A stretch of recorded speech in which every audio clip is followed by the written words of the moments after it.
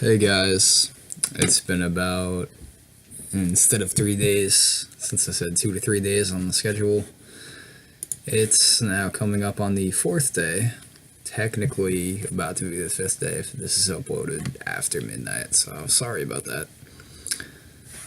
But I've been feeling like shit the past few days.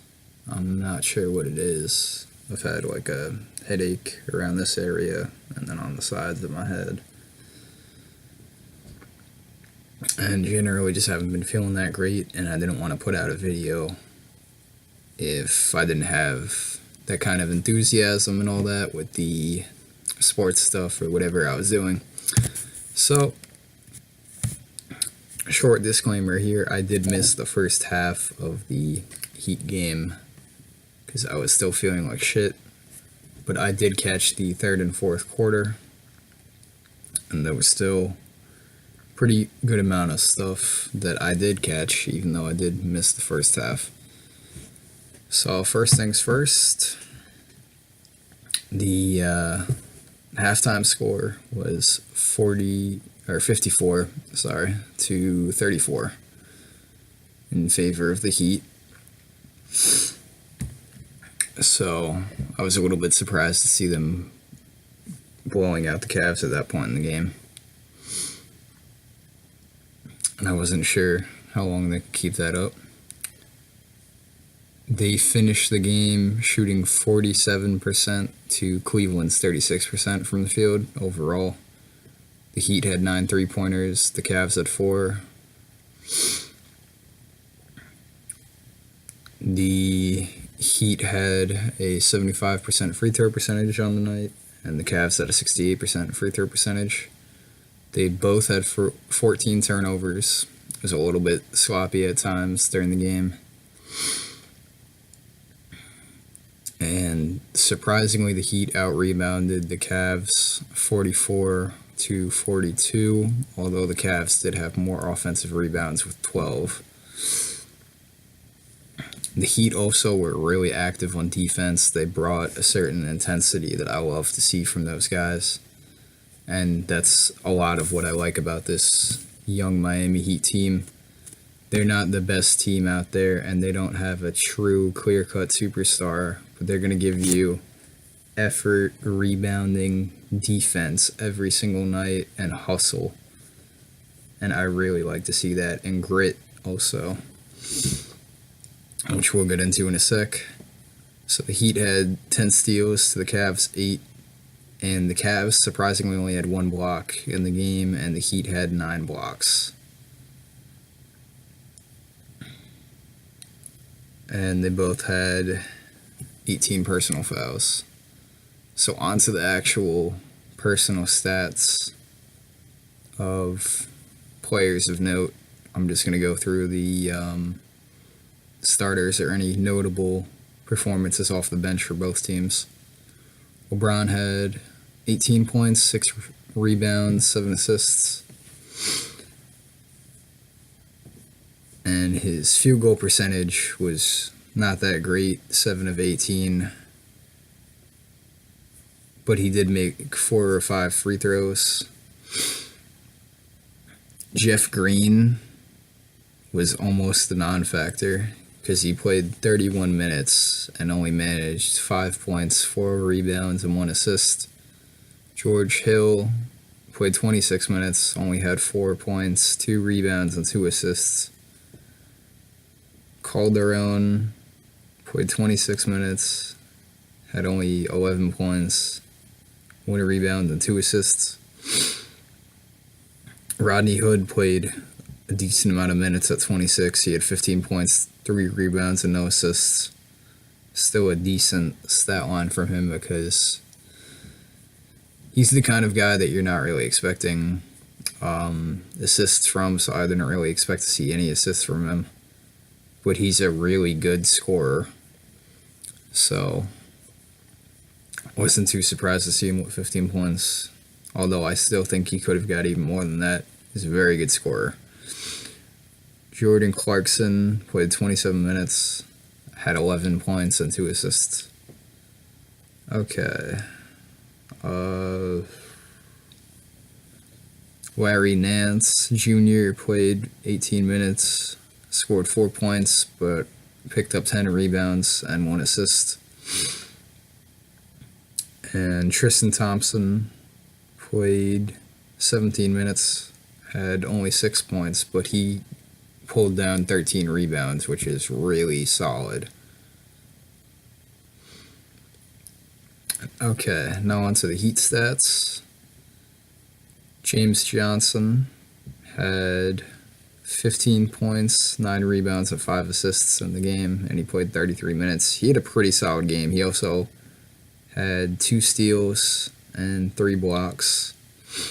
Richardson also had a fairly good game. Not anything spectacular, but still fairly good. And he's been developing, I think, a decent amount. He scored 15 points, pulled down 7 rebounds, got 2 assists, and he also had 2 steals to go along with 1 block. Tyler Johnson, although his contributions didn't really show on the stat sheet, he took a hit from LeBron where he was driving to the hoop like he always does, or normally does, and he elbowed him really freaking hard as he was rolling to the rim. I don't think he meant to elbow him. I think Tyler Johnson just happened to be in the way, so yeah. But he was really slow to get up, so I was a little bit nervous. I felt bad for Tyler Johnson, and I was wondering if he'd still play after that, and he did.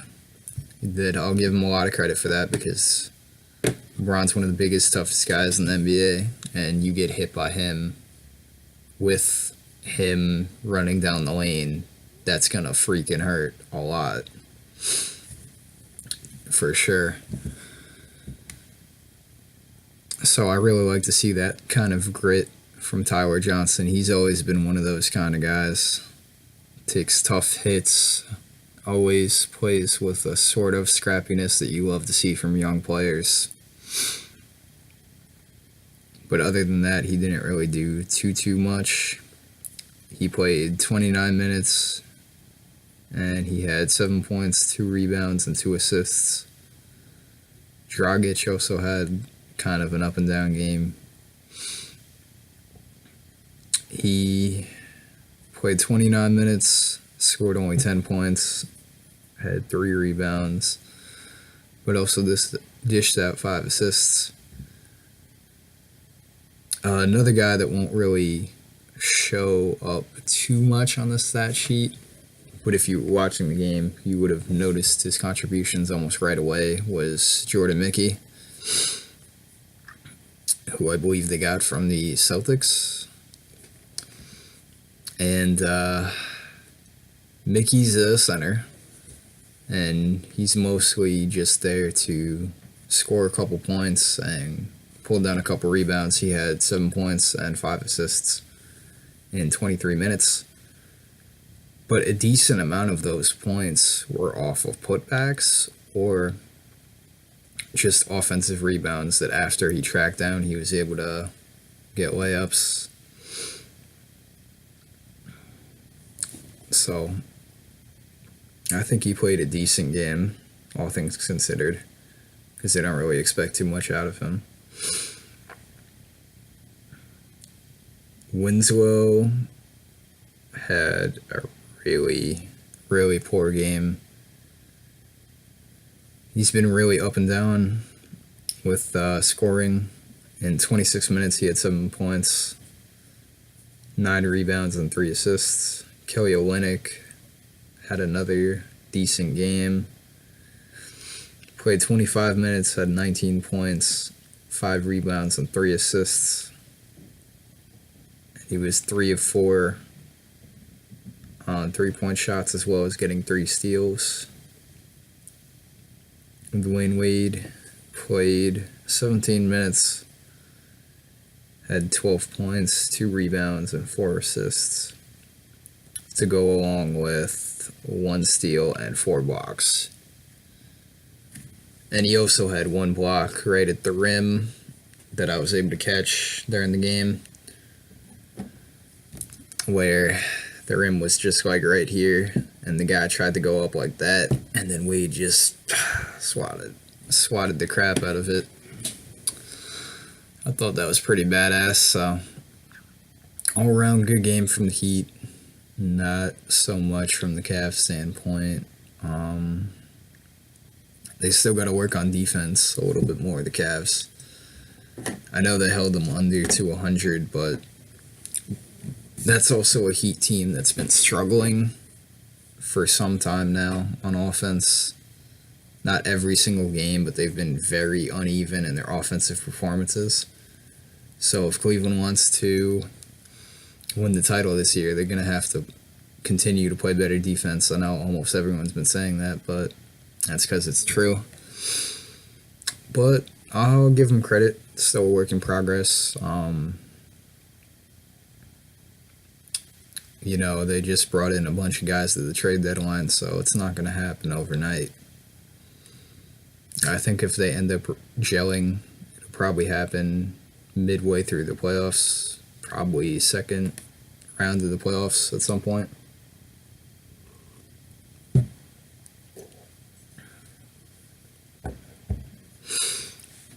And with all the injuries that Golden State's been having, who knows? Who really knows at this point?